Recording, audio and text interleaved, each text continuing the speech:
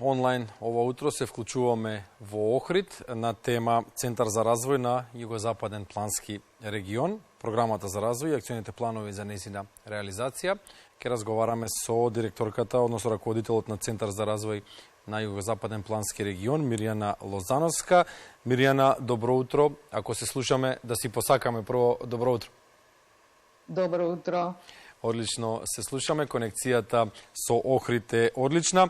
Директорке, би можеле ли да елаборирате за специфичната улога на Центарот за развој на Југозападниот плански регион и мотивацијата која стои зад неговото формирање? Центарот за развој на Југозападниот плански регион е стручно административно тело кое што работи на спроведување на активности поврзани со развојните приоритети на Југозападниот регион, а развојните приоритети и активности се дефинирани во среднорочен плански документ, програма за развој на Југозападниот регион за период од 5 години. Во моментов ја спроведуваме програмата за периодот 2021-2026 година. Практично најголем дел од активностите на Центарот се поврзани со реализација на овој стратешки документ. Формирањето на Центарот е согласно Законот за равномерен регионален развој, кој првично е донесен во 2007 година, додека нов закон за равномерен регионален развој е донесен во 2021 година. Согласно овој закон, основачи на Центарот се 9 општини во рамки на Југозападниот регион, а тоа се Охрид, Струга, Вевчани, Дебарца, Дебар, Центар Жупа, Кичево, Пласница и Македонски Брод.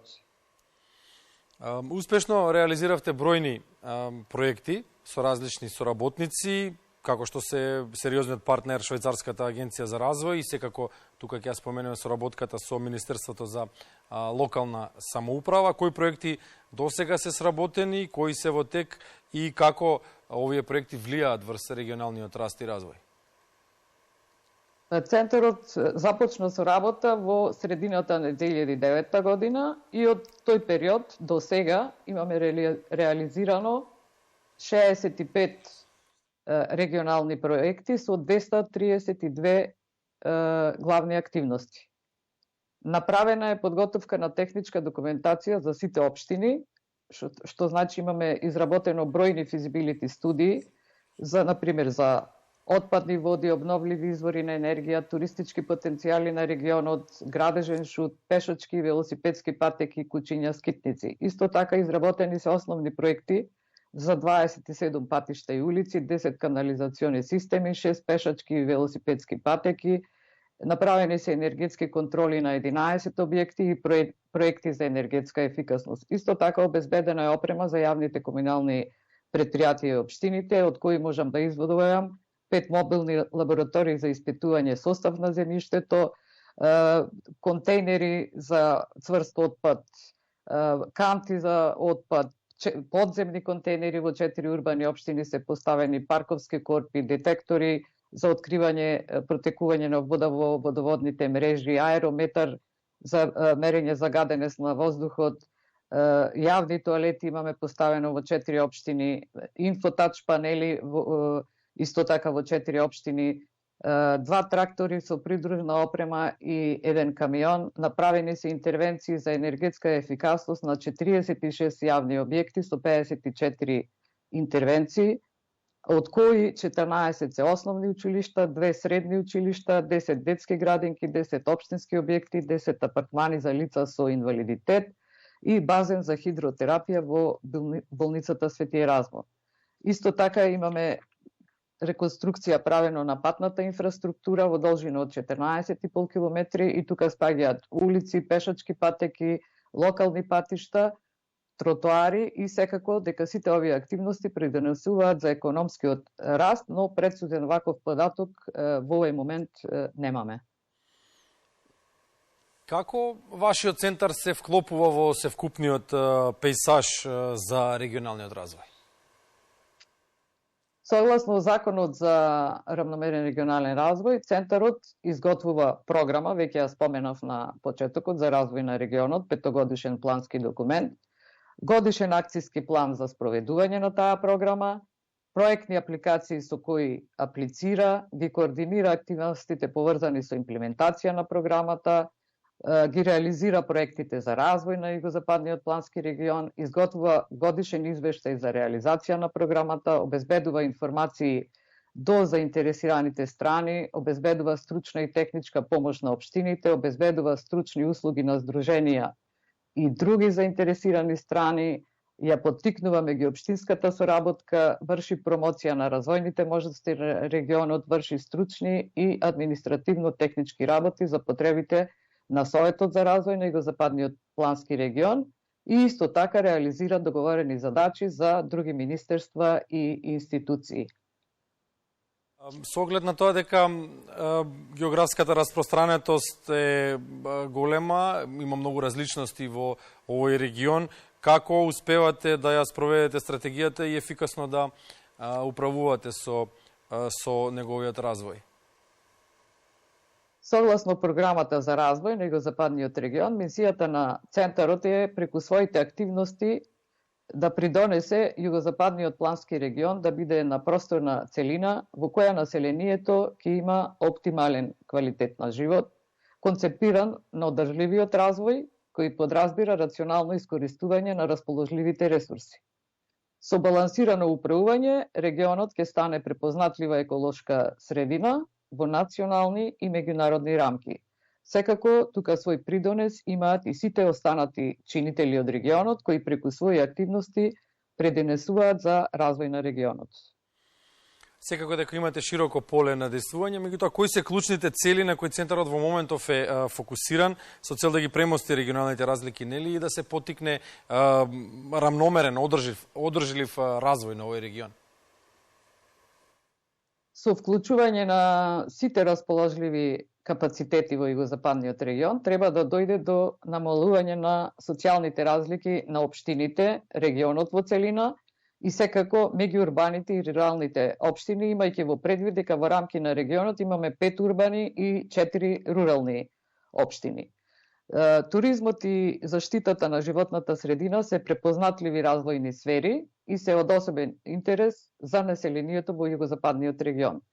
Токму тука треба да имаме поголема искористеност на ресурсите, зголемена квантитативна и квалитативна конкурентност, но и подобрена инвестициска политика во Југозападниот регион. Инвестициите треба да се насочат кон подобрување на оптималните услови за живот на населението преку зголемена вработеност и обезбедена социјална сигурност.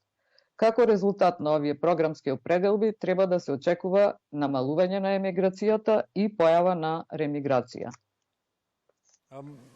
Директорка, иновациите се клучот на современото живење. Како зајакнувањето на иновативниот капацитет на регионот ја подобрува неговата конкурентност? Регионот располага и со, меѓу другото, и стратегија. Имаме бројни стратегии, имаме и стратегија за иновации, значи како тој екосистем во рамки на регионот би се градел.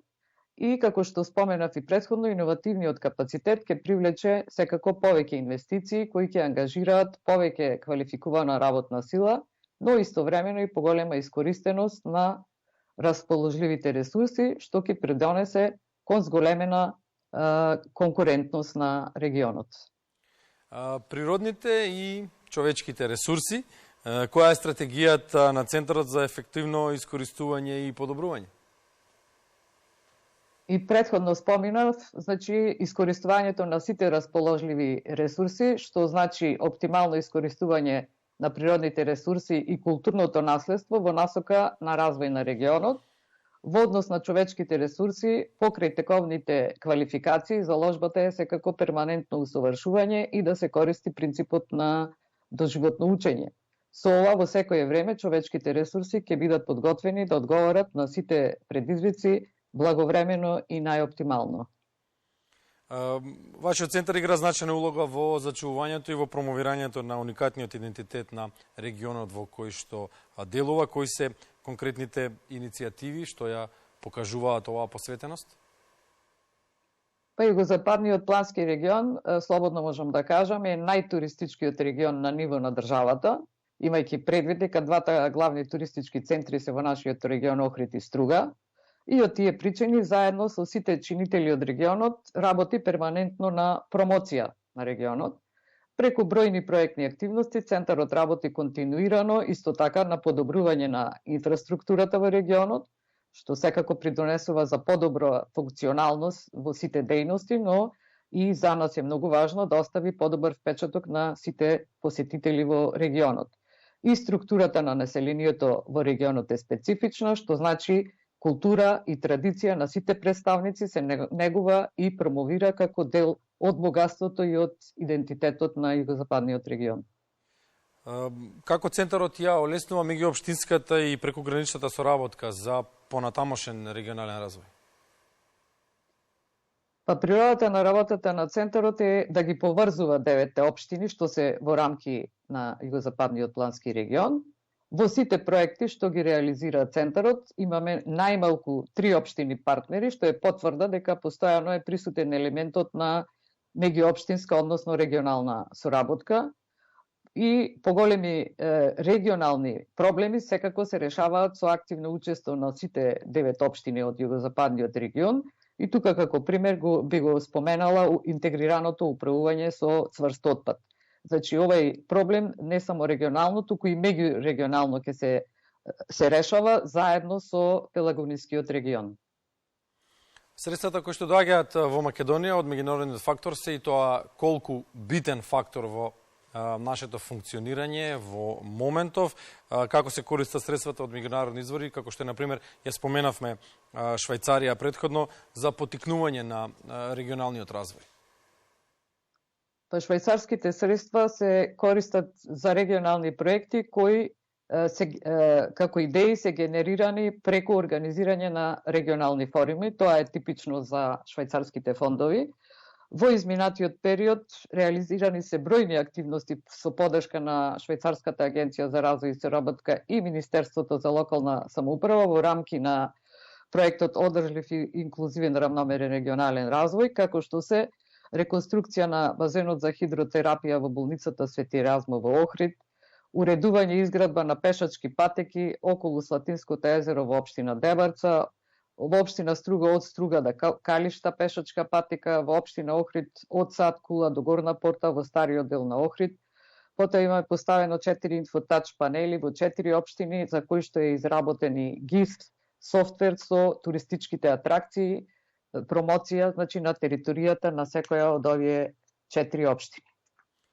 И за крајот да го заклучиме овој разговор, имајќи ги впредвид бројните достигнувања кои што ги има постигнато досега Центарот, кои се идните планови во поблиска, во подалечна иднина за функционирање и за развој? Би сакала да споменам, вредно е да споменам, дека во моментов реализира Центарот 3 покрупни проекти кои што треба да завршат до крајот на 2024 година. И во тек е имплементација, значи на проекти кои се финансираат од националниот буџет преку програма за равномерен регионален развој, но и странски донатори. Би ги издвоила реконструкцијата на јавна здравствена установа кардиологија Охрид. Тука имаме реконструкција на кров, фасада и замена на столарија, постојање дигитализација и набавка на ехо апарат. Потоа исто така работиме јавна здравствена установа нефрологија Струга. Таму имаме реконструкција на објектот за холидеј диализа и централниот објект, реконструкција на електрика, замена на столарија, поставување соларни панели за топла вода, фотоволтаици за производство на електрична енергија, дигитализација, систем за дистрибуција на кислород, апарат за осмоза. Исто така имаме набавка на опрема за болницата Свети Еразмо, односно за најоптимално искористување на базенот кој што го споменав за хидротерапија. Тука правиме набавка на галвански кади, дигалка хидраулична за базен за лица кои што не можат сами да влезат или да излезат од базенот и апарат за криотерапија. Исто така во тек е и реконструкција на неколку јавни објекти со мерки за енергетска ефикасност, набавка на опрема за јавните комунални предпријатија и реконструкција на патишта. Наскоро отпочнуваме и проект за подготовка на техничка документација кој што е финансиран преку UNDP и Бирото за регионален развој и тука партнери се 7 општини, а таа техничка документација е добра основа за аплицирање за изградба на определена инфраструктура која што е приоритетна за регионот. Миријана, ви благодариме за минутите што ги одвоивте ова утро. Благодарам и јас на поканата.